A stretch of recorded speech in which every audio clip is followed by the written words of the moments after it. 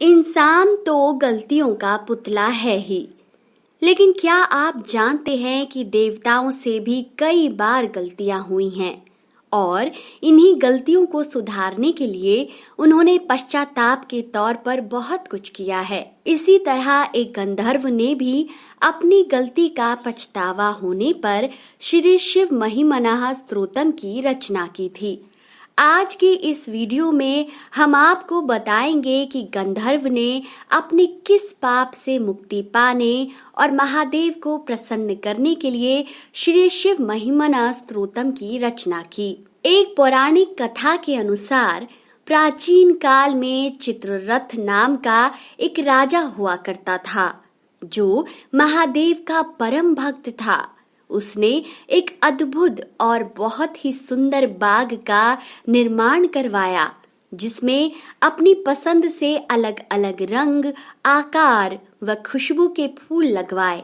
राजा चित्ररथ उस बाग को स्वयं अपनी निगरानी में रखता था और बाग की सेवा भी करता था। राजा चित्ररथ अपने आराध्य महादेव की पूजा अर्चना के लिए उसी बाग से स्वयं रोजाना फूल चुनता और उन्हें महादेव को अर्पित कर देता। फिर एक दिन पुष्पदंत नाम का एक गंधर्व राजा चित्ररथ के उस बाग के पास से गुजर रहा था, तो बाग की सुंदरता देखकर पुष्पदंत मंत्र मुग्ध हो गया। उसने ऐसा सुंदर बाग पृथ्वीलोक पर कहीं न देखा था। बाग की सुंदरता ने उसे अपनी ओर आकर्षित कर लिया और उसकी मति भी हर ली।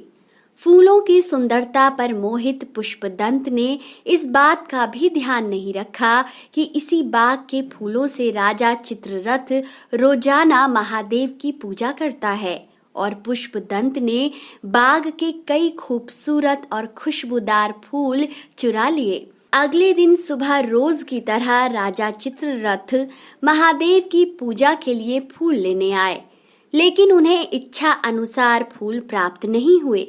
लेकिन ये तो अभी शुरुआत थी, क्योंकि अब पुष्पदंत रोजाना बाग से फूलों की चोरी करने लगा था। जब राजा को शंका हुई कि कोई तो फूलों को चुरा रहा है, तो इस रहस्य को सुलझाने के लिए हर प्रयास असफल रहे, क्योंकि पुष्पदंत गंधर्व था और उसके पास लुप्त होने की शक्ति थी। इसलिए राजा उसे पकड़ नहीं पाते थे। परेशान राजा के पास कोई रास्ता नहीं बचा था। वह समझ गए कि फूलों की चोरी कोई मानवीय शक्ति नहीं कर रही, इसलिए उसे पकड़ने के लिए राजा को महादेव की शक्ति का प्रयोग ही करना होगा। राजा चित्ररथ ने महादेव को अर्पित फूल और बेलपत्र बाग में इस तरह बिछाए कि वे आसानी से दिखाई न दें।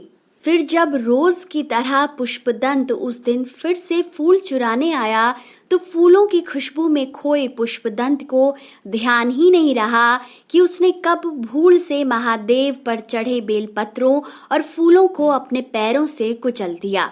तभी तो पुष्पदंत ने जैसे ही फूलों पर पांव रखे, उसकी सभी दिव्य शक्तियां समाप्त हो गईं। पुष्पदंत तो स्वयं भी महादेव का भक्त था। उसे अपनी गलती का एहसास हुआ और उसने महादेव से क्षमा मांगते हुए उन्हें प्रसन्न करने के लिए एक परम स्तोत्र की रचना कर डाली, जिसे आज सभी श्री शिव महिमनः स्तोत्रम के नाम से जानते हैं। अपने भक्त की प्रार्थना पर महादेव ने उसके अपराध को क्षमा कर दिया और प्रसन्न होकर पुष्पदंत के दिव्य स्वरूप को उसे पुनः प्रदान कर दिया।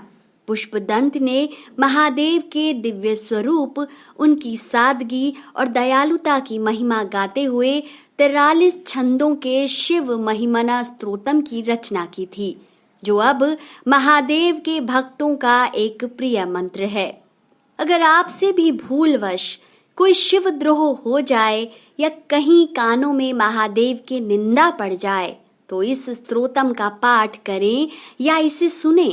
ऐसा करने से व्यक्ति दोष मुक्त होकर महादेव का प्रिय हो जाता है। इस स्तोत्र का पाठ करने से महादेव जल्दी प्रसन्न हो जाते हैं।